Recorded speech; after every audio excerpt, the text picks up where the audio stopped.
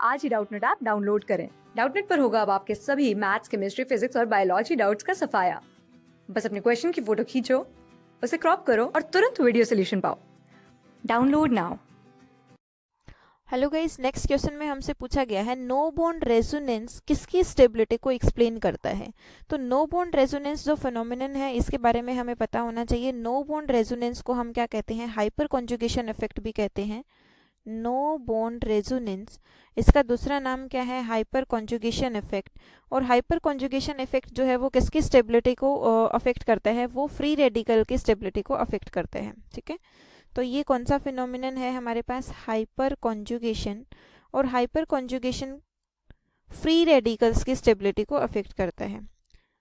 Free radical. अब हम ये भी समझ लेते हैं कि हाइपर कॉन्जुगेशन को नो बॉन्ड रेजोनेंस क्यों कहते हैं और ये इसकी स्टेबिलिटी को किस तरह से अफेक्ट करता है, फ्री रेडिकल। अब हम किस बिहाफ पे कहेंगे कि ये वाले जो फ्री रेडिकल है ये मोर स्टेबल होगा?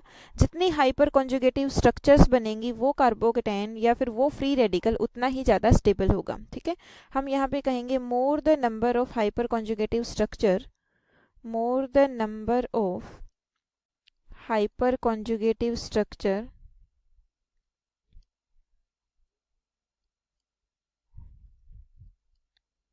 more stable will be the free radical. More stable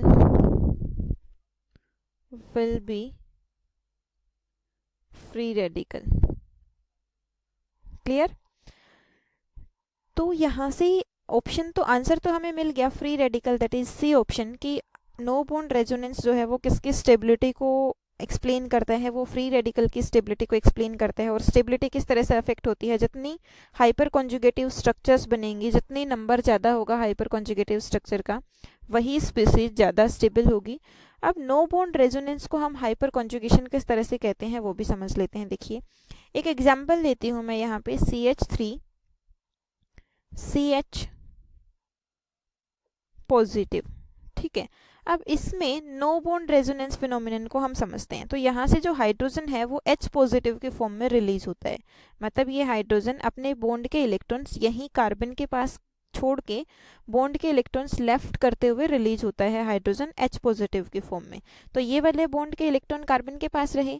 अब कार्बन ये बॉन्ड के इलेक्ट्रॉन यहाँ पे शिफ्ट करेगा तो ये जो कार्बोकेटायन है ये पॉजिटिव चार्ज यहाँ से खत्म हो जाएगा और स्ट्रक्चर कुछ इस तरीके से बनेगी कि ये हाइड्रोजन जो था ये H पॉजिटिव के फॉर्म में यहाँ से रिलीज हो गया और लेकिन इसके बीच में कोई भी बॉन्ड नहीं है। ठीक है, डबल बॉन्ड CH H, ये स्ट्रक्चर बन गई हमारे पास हाइपर कॉन्जुगेटिव स्ट्रक्चर।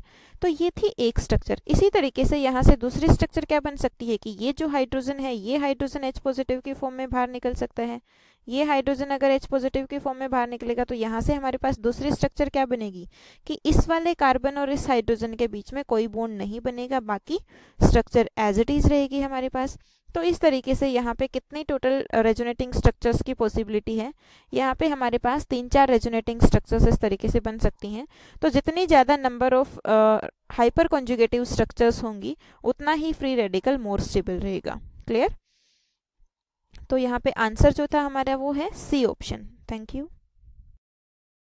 क्लास 6 से 12 से लेके नीट, IIT, JEE मेंस और एडवांस के लेवल तक 10 मिलियन से ज्यादा स्टूडेंट्स का भरोसा। आज ही डाउनलोड करें डाउटनेट ऐप या व्हाट्सएप कीजिए अपने डाउट्स 8400 400 400 पर।